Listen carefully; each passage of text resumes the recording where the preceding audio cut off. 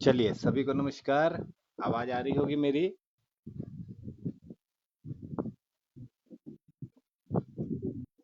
जी सभी को नमस्कार।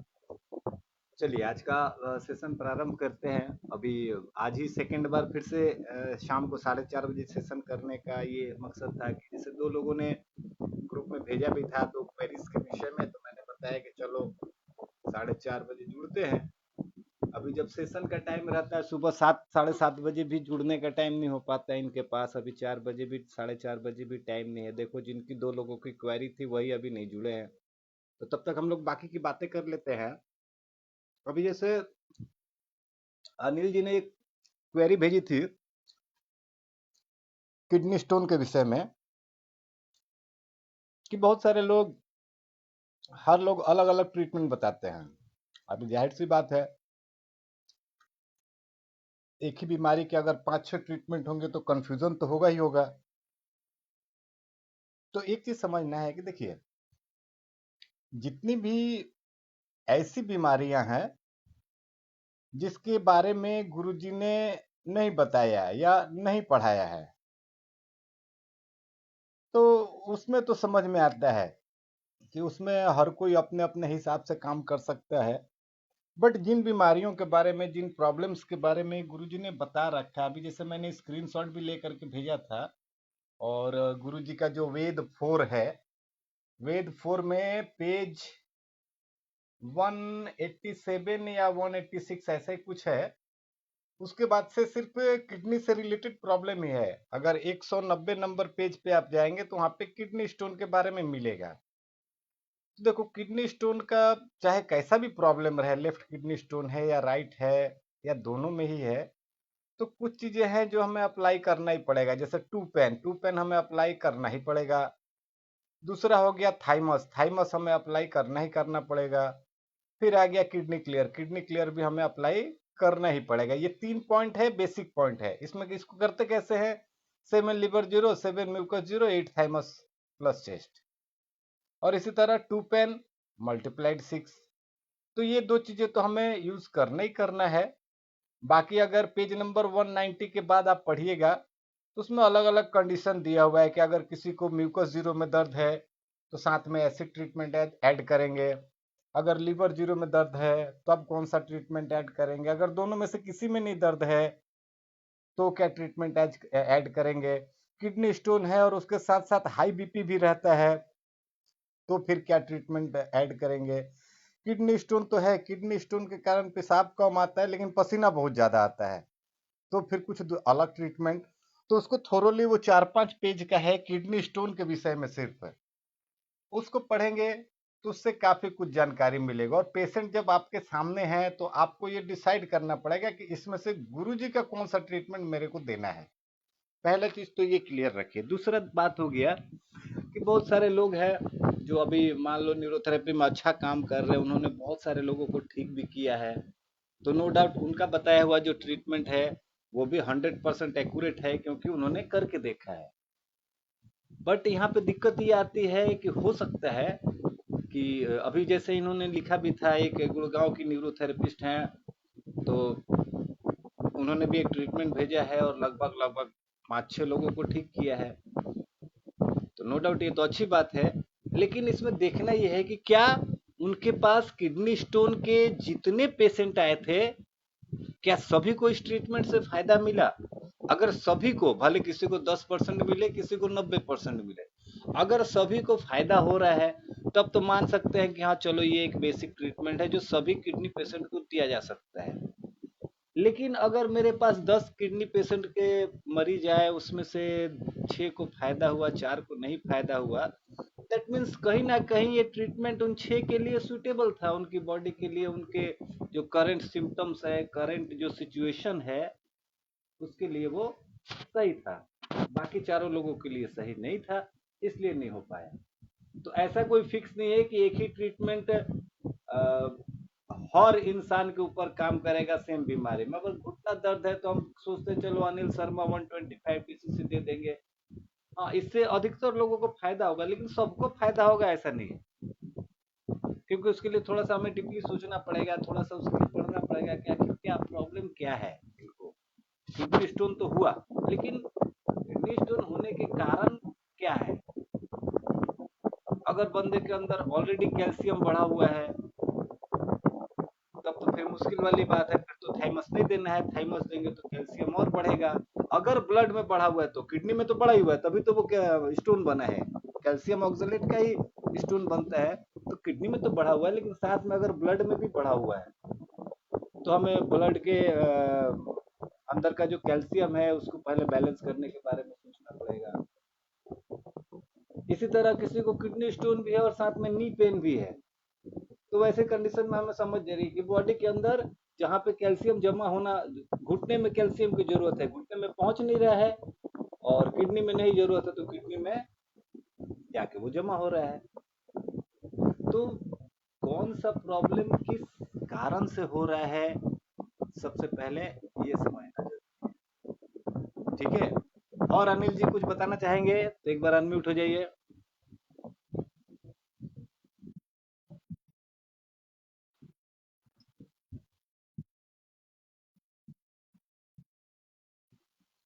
देखो,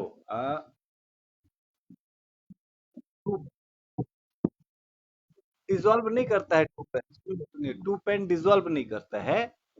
जो स्टोन के ऊपर और कैल्शियम जमा होगा, वो धीरे धीरे उसका साइज बढ़ते जाएगा, तो वो डिपोजिशन को रोकता है। ठीक है, हाँ, वो डिपोजिशन को रोकेगा। लेकिन थाइमस चेस्ट जो है ये मेल्ट करता है। अभी बात जो मैंने बताया कि मान लीजिए किसी के ब्लड में कैल्शियम बढ़ा हुआ है, तो उसको तो थाइमस देंगे तो और कैल्शियम जमा होगा, थाइमस प्लस चेस्ट नहीं दे सकते हैं, उसको सिर्फ थाइमस देना पड़ेगा। उसको थाइमस प्लस चेस्ट नहीं देंगे, उस जगह पे सिर्फ थाइमस देंगे। थाइमस और चेस्ट दोनों को जब एक साथ ऐड करते हैं, क्योंकि सुनने में दो लगता है थाइमस और चेस्ट, लेकिन है इसमें तीन, थाइमस, चेस्ट और आर्मपिट, तीनों मिला के थाइमस प्लस चेस्ट बनता है। तो तीनों एक साथ जब देंगे, तो वो ब्लड के अंदर या हड्डी के अंदर कैल्शियम बढ़ाने का काम करता है, मेल्ट करने का भी काम करता है। लेकिन अब प्रॉब्लम यही है कि ब्लड में अगर कैल्शियम बढ़ा हुआ है, हम अगर थाइमस प्लस चेस्ट दे रहे हैं, तो जितना मेल्ट होगा उतना ही और जमा भी हो जाएगा। तो इसलिए चेस्ट और आर्म पिट नहीं देते, सिर्फ वैसा जगह पे सिर्फ और सिर्फ थाइमस देंगे। या फिर अलग से उनको पूरा का पूरा वायरल ट्रीटमेंट दे सकते हैं, 5 lymph, 3 spleen, 8 thymus only, 12 arm.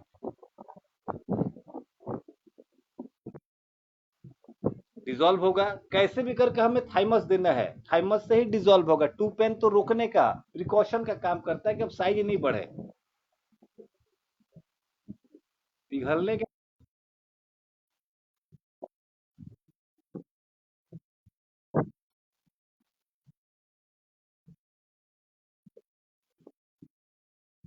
Main treatment तो देखो, आपको वही मैंने बताया कि 7 लिवर 0, 7 म्यूकस 0, 8 थाइमस ऑनली दीजिए, उतना लफड़ा में पड़ना नहीं है चेस्ट ऑनली दे करके, थाइमस ऑनली दीजिए। उसके बाद टू पेन मल्टीप्लाइड 6, ये तो देना पड़ेगा। एक बार चेक कर लीजिए म्यूकस 0 में पेन है या लेफ्ट फोर्थ फिंगर में पेन है, तो पहले एक बार एसिड ट्रीटमेंट दे दीजिए।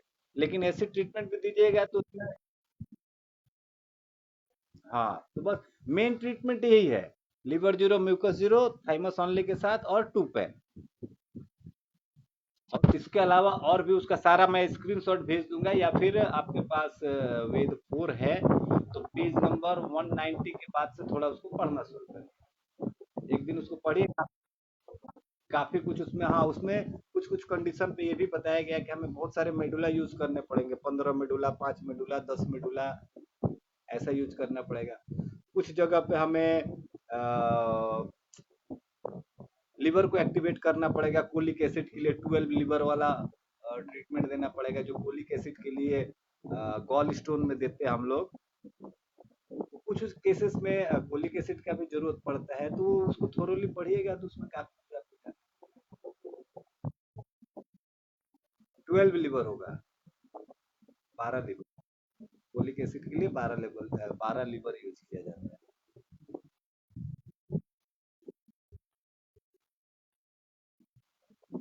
डाइट में देखिए, सबसे सबसे पहले ऐसा,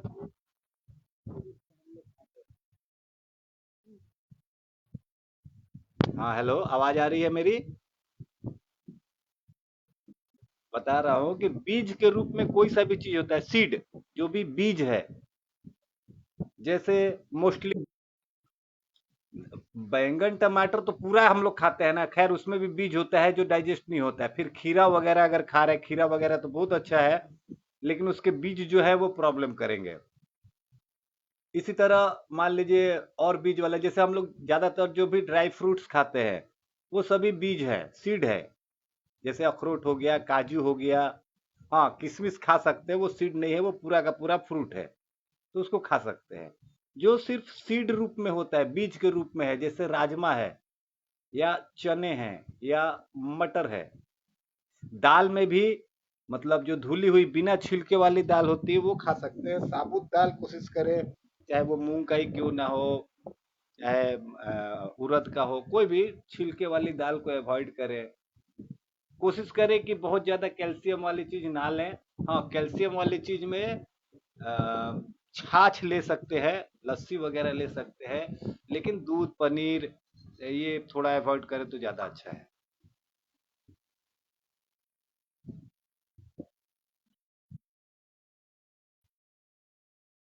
हाँ, कैल्शियम के कारण।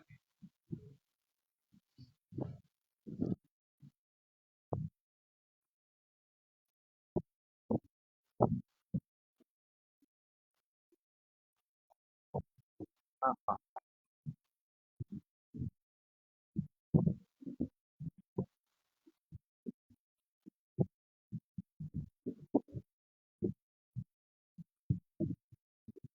ओके।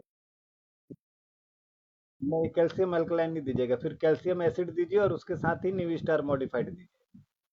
New star modified. नहीं, अभी जैसे देखिए, एक चीज है, पहले भी दे चुके उससे मतलब नहीं है। अभी क्या है, रूमेटॉइड अर्थराइटिस है ना, तो उसमें तो हमें न्यू स्टार मॉडिफाइड ऐड करना पड़ेगा। हाँ, स्टार्टिंग में क्या है कि जैसे मैंने कहा कि चेक कर लीजिएगा कि न्यू थी ये कैल्शियम एसिड काम कर रहा है या कैल्शियम अल्कलाइन काम कर रहा है। तो ठीक है, आपने 3 दिन दिया, 3 दिन आपने दिया, 3 दिन में ये कंफर्म हो गया कि कैल्शियम एसिड काम कर रहा है। अब उसके साथ आप या तो उसके पहले या तो उसके बाद में न्यू स्टार मॉडिफाइड जरूर जोड़िए। हाँ, किसी किसी दिन गैप दे सकते हैं, किसी एक दिन, हफ्ते में एक दिन या 2 दिन ये न्यू स्टार मॉडिफाइड नहीं दे करके यूडीएफ ट्रीटमेंट दीजिए। UDF treatment. हाँ हाँ हाँ हाँ हाँ। अभी सुनिए, आर्थराइटिस, चाहे रूमेटॉइड आर्थराइटिस हो, चाहे ऑस्टियो आर्थराइटिस हो, चाहे गाउट हो, चाहे टॉफी की प्रॉब्लम हो, चाहे कोई भी हो, इसमें एक चीज ध्यान रखिएगा, जहां भी यूडीएफ ट्रीटमेंट का यूज करते हैं, तो जो बड़ा वाला यूडीएफ है ना, जिसके सबसे पहले ऑक्सीजन ट्रीटमेंट है, फिर पी हेपरिन है, हाँ हाँ, न्यू यूडीएफ चेंज जो है, वही वाला यूज कीजिएगा। जॉइंट पेन में कहीं भी यूडीएफ यूज करते हैं तो वो ऑक्सीजन पी हेपरिन वाला यूज करिएगा। ठीक है।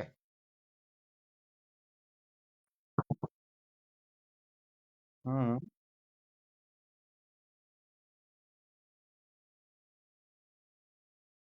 तो ये कल आपने मैसेज किया था, ये काफी पहले एक है, देहरादून के पारुल जी, तो उन्होंने एक मेरे को ट्रीटमेंट भेजा था, यूरिक एसिड रिमूवल। अभी वो फॉर्मूला भी मेरे को याद नहीं है, उस समय जब उन्होंने भेजा था तो उसके लिए थोड़ा सा स्टडी किया। उन्होंने बताया कि ऐसे ऐसे मैंने 2-3 लोगों को दिया था, सब पे तो फायदा नहीं हुआ, लेकिन 2-3 लोगों पे फायदा हुआ था। तो इसका लॉजिक क्या है, थोड़ा सा मेरे को बताइए। तो उसके ऊपर मैंने उनको लॉजिक बताया भी था, मेरे को अच्छा लगा, तो मैंने एक सेशन भी आधे घंटे का वो रिकॉर्ड करके डाला था यूरिक एसिड रिमूवल फार्मूला के ऊपर। लेकिन अब एक्चुअली सही में देखा जाए तो मैंने कभी ट्राई किया नहीं है, और मेरे को वो फार्मूला अभी याद भी नहीं है। अब वो पुराने चैनल पे था, वो वीडियो भी अभी मिलना मुश्किल है। तो नॉर्मली यूरिक एसिड को रिमूव करने के लिए देखिए कुछ कुछ चीजें हैं। जैसे एक्चुअली होता क्या है कि जब हमारे बॉडी के अंदर मेटाबॉलिज्म हो रहा है, मेटाबॉलिज्म मतलब सिर्फ ऐसा नहीं कि खाने को डाइजेस्ट करना ही मेटाबॉलिज्म है। खाने को डाइजेस्ट, मेल्ट करना, डाइजेस्ट करना, फिर उसको एब्जॉर्ब करना, सही जगह पे रिलोकेट करना, लीवर के द्वारा ब्लड में डालना, ब्लड के द्वारा सारे सेल्स में पहुंचाना, उधर से जो भी कार्बन डाइऑक्साइड है, वेस्ट प्रोडक्ट है, वो सबको वापस ले आकर के किसी को किडनी में डालना, कार्बन डाइऑक्साइड को फेफड़े में डालना, मरा हुआ आरबीसी है उसको लीवर में डालना, ये सारा काम जो होता है, तो जहां भी काम हो रहा है तो कुछ ना कुछ वेस्ट मटेरियल बनेगा ही बनेगा। तो हमारी बॉडी में नॉर्मली यूरिक एसिड या ब्लड यूरिया नहीं बनता है, नहीं बनना चाहिए। एक लेवल होता है कि इतना तक रहेगा तो ठीक है। नॉर्मली जो कहते हैं कि मेटाबॉलिक वेस्ट, मेटाबॉलिक का काम होने के बाद जो उसका वेस्ट बचता है उसको हम लोग कहते हैं अमोनिया। केमिस्ट्री में उसका फॉर्मूला है NH4, अमोनिया। तो अमोनिया जो है ये हमारे बॉडी के अंदर मेटाबॉलिक वेस्ट के रूप में तैयार होता है। तो जाहिर बात है वो वेस्ट है, तो जाहिर बात है हानिकारक है, हानिकारक है तो उसको शरीर से बाहर निकालना है। तो बाहर निकालने के लिए अब लीवर सारा कुछ इकट्ठा करता है, सारे बॉडी से अमोनिया को ब्लड में से, और इकट्ठा करके लीवर ही है जो उसको यूरिया में ट्रांसफर करता है। अमोनिया से ही यूरिया बनता है। तो ब्लड क्या, लीवर क्या करता है, उसको यूरिया बना करके ब्लड के अंदर डाल देता है, क्योंकि उसका ये मानना है कि ब्लड इसको लेके जाएगा, किडनी उसको बाहर निकाल देगा। और नॉर्मली किडनी उसको हमेशा बाहर निकाल देता है। लेकिन अगर किडनी का फंक्शन गड़बड़ है तो फिर वो बाहर नहीं निकाल पाएगा, या फिर ब्लड यूरिया का मात्रा अगर ज्यादा हो गया तो उतना ज्यादा वो निकाल नहीं पाएगा, लेकिन काम तो करना है।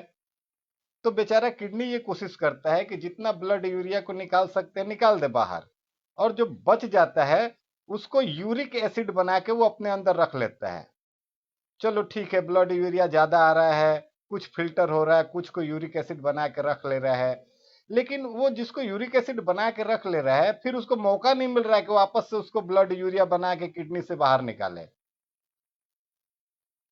अब धीरे धीरे ये क्या है, यूरिक एसिड का फिर लेवल बढ़ते जा रहा है किडनी में। बहुत ज्यादा यूरिक एसिड का लेवल बढ़ गया तो वही किडनी में स्टोन हो जाएगा। तो किडनी जिनकी वीक होती है उनके किडनी में स्टोन हो जाएगा। किडनी अगर स्ट्रांग है तो क्या है, वो स्टोन नहीं होने देगा, वो सारा यूरिक एसिड उठा करके वापस से फिर ब्लड में डाल देता है कि लेके जाओ ये तुम्हारा अपना कचड़ा, मेरे बस का बात नहीं है। अभी क्या है, ब्लड बेचारा टेंशन में कि वो करे क्या, तो किधर भी मसल्स में या हड्डी में तो घुसा नहीं सकता है। तो जिन जगहों पे मूवमेंट होता है, जहां पे घुसने का स्कोप है, वैसी वैसी जगहों पे ब्लड ले जा करके उस यूरिक एसिड को जमा कर देता है। नॉर्मली तो ऐसे हाथ पैरों के जॉइंट्स में होते हैं, लेकिन यूरिक एसिड का एक सबसे खतरनाक चीज है, अगर हाथ पैर के जॉइंट्स जो है स्ट्रांग है, अगर बंदा योगा वगैरह करता है तो वो जॉइंट्स में भी फिर नहीं जमा कर पाएगा। तो वैसे कंडीशन में क्या होता है, ब्लड वो यूरिक एसिड ले जाके हार्ट में जमा कर देता है, दिल में जमा कर देता है। फिर क्या होता है, उसका भाल्व जो है, हार्ट के अंदर जो चारों भाल्व होते हैं ना, वो भाल्व धीरे धीरे टाइट होने लगते हैं। सबसे पहले माइट्रल भाल्व टाइट हो जाता है, स्टोनेसिस ऑफ माइट्रल भाल्व हो जाता है। तो कुल मिला के कहने का मतलब कि यूरिक एसिड को फिर से ब्लड यूरिया में कन्वर्ट करना लीवर का काम है, और उसको बाहर निकालना किडनी का काम है। तो कभी भी बॉडी के अंदर से हमें यूरिक एसिड को हटाना है, भगाना है, तो हमें लीवर और किडनी दोनों का साथ चाहिए। तो लीवर के साथ के लिए क्या, लीवर लीवर के लिए हम लोग नॉर्मली या तो 1 पॉइंट लीवर मल्टीप्लाइड 6 यूज कर सकते हैं, या फिर इसके साथ साथ वेटर प्लस न्यूगॉल यूज कर सकते हैं लीवर के लिए। और किडनी के लिए हमें किडनी क्लियर यूज करना है। तो अगर सिर्फ यूरिक एसिड का केस है कि जॉइंट्स पे यूरिक एसिड बढ़ा हुआ है, तो उसके लिए तो 7 liver 0 7 mucus 0 8 chest only 20 round arrow use करेंगे, या फिर पूरा किडनी क्लियर भी यूज कर सकते हैं, लेकिन चेस्ट ओनली राउंड एरो वाला, उसमें थाइमस एडीआर ये सब नहीं करना है, अगर वो जॉइंट पेन के लिए है तो। हाँ, अगर जॉइंट्स में साथ ही साथ इन्फ्लेमेशन है तो एडीआर यूज कर सकते हैं, अदरवाइज चेस्ट ओनली और राउंड एरो ही यूज करना है। अगर ये गाउट या रूमेटॉइड आर्थराइटिस या किसी भी तरह के जॉइंट में अगर डिपोजिशन है तो, हाँ किडनी के अंदर ही डिपोजिशन है, स्टोन का रूप ले लिया है, तब तो थाइमस यूज करना पड़ेगा।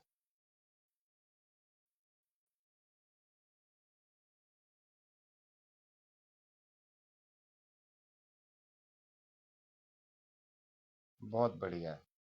अभी एक चीज, एक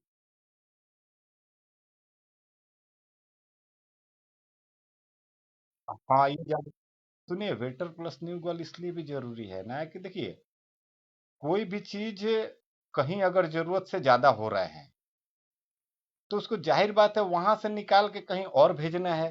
तो निकाल के कहीं और भेज ले जाने का काम कौन करेगा? तो हर किसी चीज को एक जगह से दूसरे जगह ले जाने का काम ब्लड ही करता है। इसीलिए देखेंगे कभी भी कोई वेस्ट प्रोडक्ट है जो अपने काम का नहीं है, तो ब्लड जब उसको लेकर के एक जगह से दूसरी जगह ट्रेवल करता है तो उसका स्पीड पहले की अपेक्षा थोड़ा स्लो होता है। और स्लो होने के कारण वो जितना चीज अपने साथ ले जा रहा है उसमें से थोड़ा सा हिस्सा जो है वो ब्लड वेसल्स के चारों तरफ भी इकट्ठा होते जाता है। जैसे कैसे ब्लड में कोलेस्ट्रॉल बढ़ गया तो आज नहीं तो कल कुछ दिन के बाद वो आर्टरीज में भी जमा होगा। वैसे ही अगर ब्लड के अंदर शुगर का लेवल हाई है तो आज नहीं तो कल ब्लड वेसल्स के अंदर भी जमा होगा। तो ब्लड के अंदर कोई भी हानिकारक चीज है तो वो ब्लड वेसल्स के अंदर ही जमा होगा। अभी सबसे बड़ी बात है कि ब्लड वेसल के अंदर कुछ भी अनचाहा चीज जमा होता है तो उसको निकालने का काम भी वेटर प्लस न्यू गॉल द्वारा ही होता है। इसीलिए वेटर प्लस न्यू गॉल या तो रोज दीजिए या तो हफ्ते में 3 बार ही दीजिए, लेकिन वो देना है। ठीक है।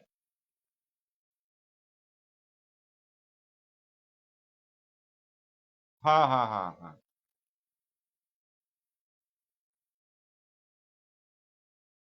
हाँ वो तो सेम रखना है, वेटर प्लस न्यू गॉल उसमें ऐड कीजिए। 1 पॉइंट लीवर घर पे सिखा दिया, बहुत अच्छा किया आपने।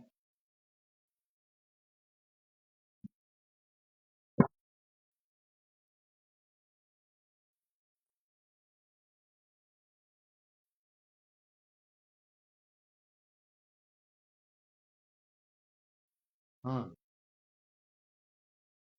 ठीक है। तो ये इतना तो है इसके साथ भी।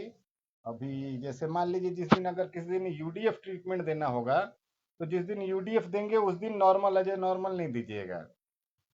एक ही सिस्टम के लिए दो ट्रीटमेंट हम लोग नहीं। अब जैसे नॉर्मल अजय नॉर्मल भी है वो भी पेट से जुड़ा हुआ है, यूडीएफ ट्रीटमेंट है वो भी पेट से जुड़ा हुआ है, राउंड नॉर्मल है वो भी पेट से जुड़ा हुआ है, एफपीटी ट्रीटमेंट देते हैं, जीवन धारा देते हैं, जो भी पेट से जुड़ा हुआ है वो एक ही दिन में 2 बार रिपीट नहीं करते हैं। वैसे ही वेटर प्लस न्यू गर्ल जिस दिन देंगे उस दिन भी नॉर्मल है या नॉर्मल नहीं दीजिएगा। हाँ किडनी क्लियर जिस दिन देंगे उस दिन दे सकते हैं।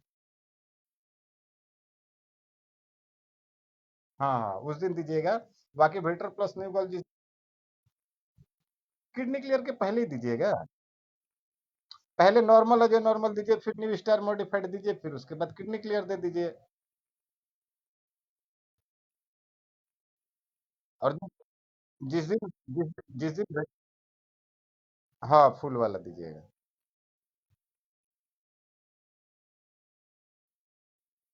नहीं तो जैसे बाकी जगह पे 1.5 मिनट का गैप रखते हैं ना, जो किडनी क्लियर आप देंगे चारों, तो उसके बाद आप 30 सेकंड का ही गैप रखिए क्योंकि चारों तो सेम ट्रीटमेंट है ना, सिर्फ काउंटिंग बढ़ा हुआ है। हाँ तो ठीक है, बढ़िया है, वो भी ठीक है। चलिए ओके। वो थोड़ा सा आज आज वो उतना लंबा भी नहीं है आज। थोड़ा देर 1-2 घंटे पढ़ेंगे तो 1-2 घंटे में सारा कुछ समझ में आ जाएगा।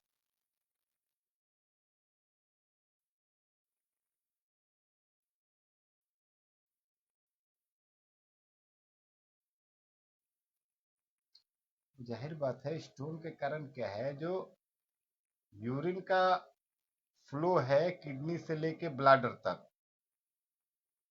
अब वो तो जाहिर बात है पहले की अपेक्षा स्लो है। अब ब्लाडर पूरा भर नहीं रहा। अब जब तक ब्लाड एक होता है ना कि ब्लाडर पूरा भर गया और फिर पेशाब करने के लिए गए तो एक अलग बात है, तो फिर पेशाब का प्रेशर बनता है।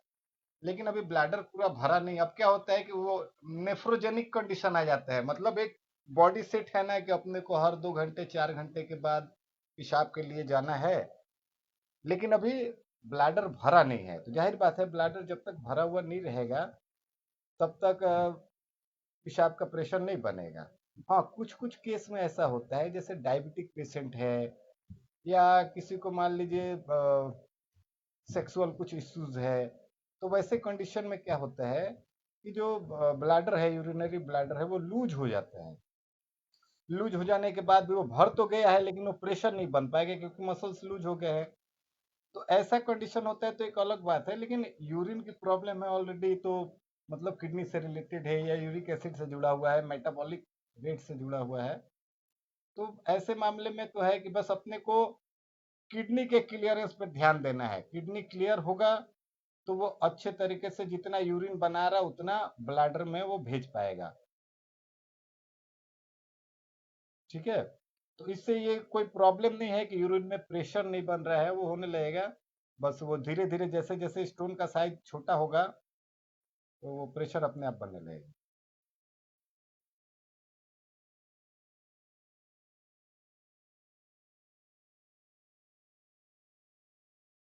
तो सब तो हाँ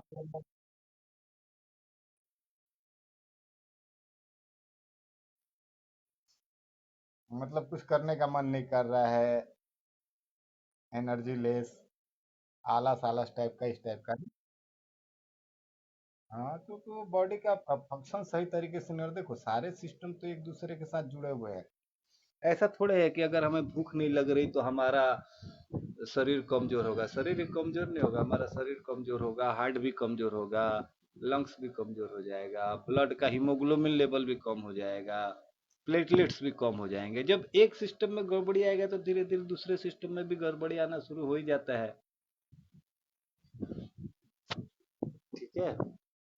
चलिए, एक अभी मैम है, थोड़ा सा उनसे भी बात कर लेते हैं और अपने पास 10 मिनट का टाइम बचा है। जी अनघा मैम एक बार अनम्यूट हो जाइए, सुबह तो आपसे बात नहीं हो पाई। हेलो मैम, आवाज आ रही है मेरी? जी मैम, गुड इवनिंग, बताइए।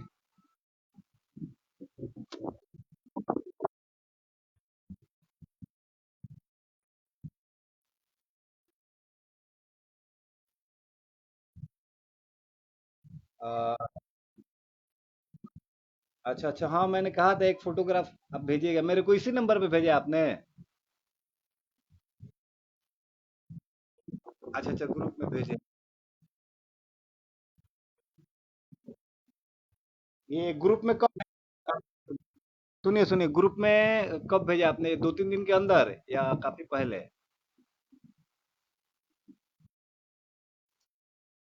हाँ, ठीक है, मैं एक बार देख लेता हूँ। बताइए, आप बताइए।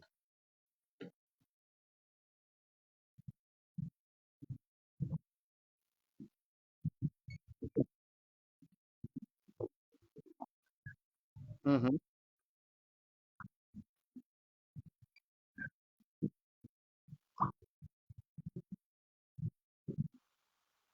अच्छा।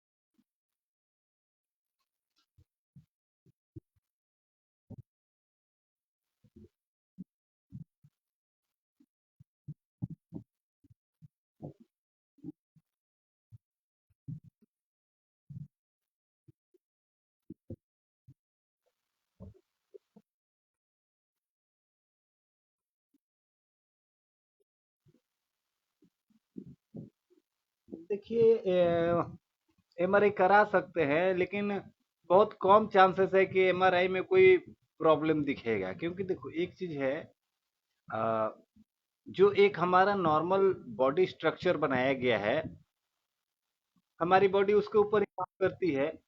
अगर बाई चांस मान लीजिए, जैसे किसी को एक उम्र के बाद घुटने में प्रॉब्लम शुरू हुआ, धीरे धीरे वो लेग्स हो गया, पैर जो है वो टेढ़े टेढ़े हो गए, अभी वो बंदा चलता है, अपने को देख के लग रहा है कि ठीक है चल रहा है, लेकिन जब बंदा वैसा चल रहा है तो उसको खुद पता चल रहा है कि मेरे को चलने में क्या क्या तकलीफ हो रही है, कमर की हालत खराब हो जा रही है। वैसे ही किसी को कमर में दर्द है, बंदा चल तो रहा है, काम तो कर रहा है, लेकिन कहीं ना कहीं उसके बॉडी के ऊपर प्रेशर आ रहा है। तो वैसे ही जैसे मान लीजिए फ्लैट फुट है, तो वो चाहे कितना भी नॉर्मल रहने की कोशिश करे, लेकिन जब वो खड़ा होने पे या फिर चलने पे मतलब स्पाइन का जो लंबर का रीजन होता है, लंबर वाला एरिया L1 से L5, और उसके ठीक आगे नाभि से 1 इंच ऊपर और नाभि से 1 इंच नीचे तक, ये जो पूरा एरिया है, कमर से नीचे कोई भी दिक्कत होगा, कमर में दर्द हो, घुटने में दर्द हो, फ्लैट फुट की प्रॉब्लम हो, स्पर हो, एड़ी की हड्डी बड़ी हो, मैंने कमर से नीचे कुछ भी दिक्कत होगा, तो इधर लंबर का रीजन, उधर नाभि का रीजन, ये दोनों में से किसी एक में या दोनों में इफेक्ट तो आएगा ही आएगा। इसके लिए एक काम कर सकते हो आप, हफ्ते में 2 दिन इनको, अभी फिलहाल कॉर्डा इक्विना प्लस भी दो, दो हफ्ते में 2 बार। हाँ, तो पूरा दीजिएगा, कॉर्डा इक्विना नहीं, कॉर्डा इक्विना प्लस जो लास्ट में देते हैं, हाथ पैर पे भी देते हैं, कॉर्डा इक्विना तो सिर्फ उंगली उंगली में है, प्लस जब ऐड करते हैं तो फिर उसमें सारा पॉइंट आता है ना, गैस ओनली, गॉल लीवर सारा कुछ, तो पूरा दीजिएगा। और इसमें सारा कुछ मान लीजिए सीएनएमएस गैस वैस,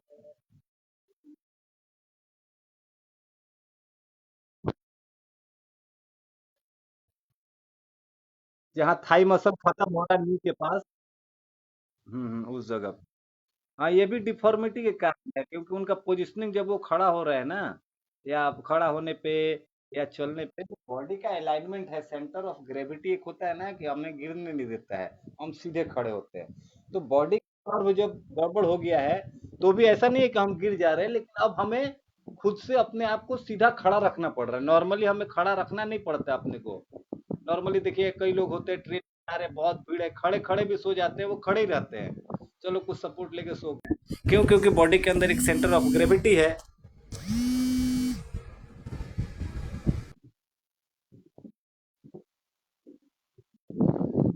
हेलो। हाँ, वही बताता है कि जब पोजीशन मतलब पोस्चर अगर गड़बड़ हो गया है ना, तो कहीं ना कहीं बॉडी का सेंटर ऑफ ग्रेविटी गड़बड़ हो जाता है। हम लोग क्या है, नॉर्मली चलते हैं, हमें मतलब हमने ये सोच लिया कि मेरे को रूम से बाहर निकलना है, तो अभी मेरे को ये नहीं सोचना है कि पैर कितना स्पीड में आगे बढ़ाना है, 2 स्टेप के बीच में हमें कितना डिफरेंस रखना है, इतना कुछ हमें नहीं सोचने की जरूरत पड़ता है, वो तो अपने आप होता है, सब कॉन्शियस माइंड उतना कर लेता है। लेकिन जब हमारे बॉडी का पोस्चर हुआ रहेगा ना, तो हमारी बॉडी अपने आप वो नहीं कर पाती है सारा कुछ, कि अपने आप ही बॉडी को सीधा रखना, अपने आप चल रहे हैं। कई बार होता है ना, देखा होगा आपने, कुछ लोग होते हैं बाइक चलाते हैं, दोनों हैंडल छोड़ दिया, चला रहे हैं, क्यों? क्योंकि उनका सब कॉन्शियस माइंड सेट है उसके ऊपर। लेकिन वहीं अगर बॉडी में कुछ बॉडी के स्ट्रक्चर में कुछ गड़बड़ आ जाए, फिर हैंडल छोड़ के बाइक चलाना तो अलग की बात है, वो आराम से उसको लुढ़का के ले जाना भी बहुत भारी हो जाएगा। तो ऐसी चीजें होती है, पोस्चर के कारण ये खिंचाव आता है। तो कॉर्ड इक्विना प्लस जो आप दे रहे हैं, उससे धीरे धीरे उनका वो पेट का जो मसल्स खींच रहा है ना, वो अंदर मेरे को नहीं लगता पेन, कुछ दर्द होगा। ये क्या है, पोस्चर के कारण ना, अभी जैसे देखा होगा आपने, अगर आपको लगातार आधे घंटे तक गुदगुदी करके हंसा दिया जाए, या इतनी खांसी हो रही है कि आधे घंटे तक आप खांसते ही जा रहे हैं, उसके बाद आप देखना पेट में दर्द शुरू हो जाता है। पेट में मतलब पेट के अंदर नहीं दर्द होता है, पेट के ऊपर जो मसल्स है ना, वो स्टिफ हो जाते हैं, उसमें दर्द होने लगता है। तो वो जब आगे की तरफ बेंड हो रहे हैं ना, वही उनका मसल्स में खिंचाव, जब वो सीधा खड़ा होने की कोशिश करें तो मसल्स में खिंचाव आ रहा है। खिंचाव आने के बाद क्या है, थोड़ा देर बाद वहां पे दर्द होने लग रहा है, दर्द होने लग रहा है, तो उस दर्द से बचने के लिए वो धीरे धीरे धीरे धीरे फिर से आगे की तरफ झुक रहे हैं। ठीक है। कॉर्डाइट क्यों ना सही होगा, इसके साथ साथ आप 125 इनको दे सकते हैं, इससे भी बहुत अच्छा फायदा इनको रहेगा। ठीक है।